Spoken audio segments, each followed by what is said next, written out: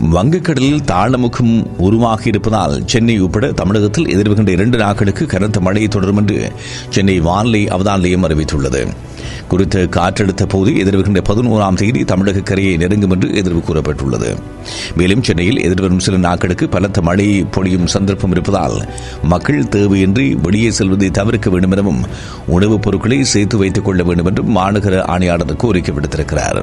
சென்னையில் 2015ஆம் ஆண்டு ஏற்பட்ட பெரு வெள்ளத்தின் பின்னர் மாநகர நிர்வாகம் என்ன நடவடிக்கைகளை எடுத்தது என்று சென்னை மேல் நீதிமன்றம் கேள்வி எழுப்பியுள்ளது.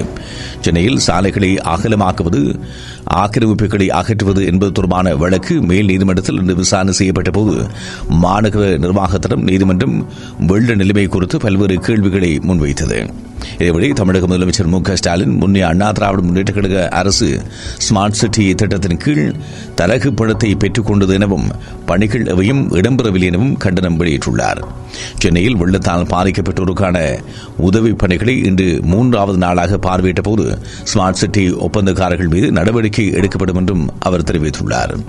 மேலும் மழை முடிவடையும் வரையில் அம்மா உணவகங்களில் இலவசமாக உணவு வழங்குமாறு உத்தரவிட்டிருப்பதாகவும் ஸ்டாலின் தெரிவித்துள்ளார்.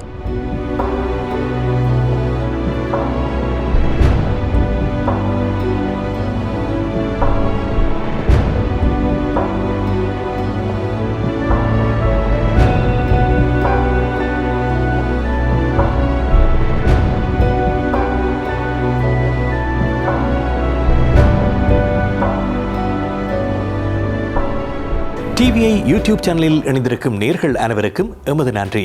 எமது காணொலி தொகுப்புகளை தொடர்ந்து நீங்கள் பார்வையிடுவதற்கு கீழிருக்கின்ற பெல் பட்டனை அழுத்துவதனூடாக நோட்டிபிகேஷனில் பல காணொலி தொகுப்புகள் உடனுக்குடன் உங்களை வந்து சேரும். அருகில் இருக்கின்ற முக்கிய காணொலி தொகுப்புகளையும் பார்வையிட தவறாதீர்கள்.